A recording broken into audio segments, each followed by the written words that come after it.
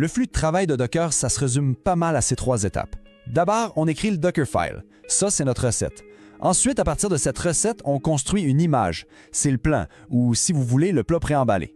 Et enfin, on exécute cette image, ce qui crée un conteneur, et ça, c'est l'action, c'est le plat qui est servi et prêt à être consommé. Étape numéro 1, le Dockerfile. C'est tout simple, c'est un fichier texte, on y écrit des instructions claires, un peu comme un script. From Ubuntu pour dire qu'on parle d'une base Ubuntu, run apt-get install pour installer nos dépendances, copy app.py pour ajouter notre propre code. Ce fichier, c'est le code source de notre environnement, ce qui garantit qu'il sera toujours identique à chaque fois. Deuxième étape, l'image. En exécutant le Dockerfile, on crée une image.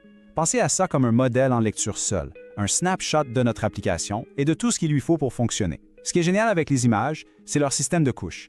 Chaque instruction dans le Dockerfile crée une couche, et Docker est assez intelligent pour réutiliser ces couches entre différentes images, ce qui les rend super efficaces en stockage et rapides à construire.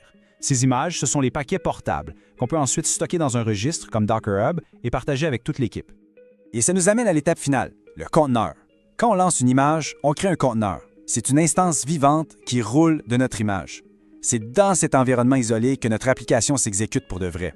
On peut en créer des centaines à partir de la même image et ils seront tous parfaitement identiques et isolés les uns des autres. Et le plus beau dans tout ça, une seule commande suffit pour donner vie à tout ce processus. Vous tapez Docker Run MyApp et voilà, Docker prend l'image MyApp, il crée un conteneur et il lance l'application à l'intérieur. C'est aussi simple que ça.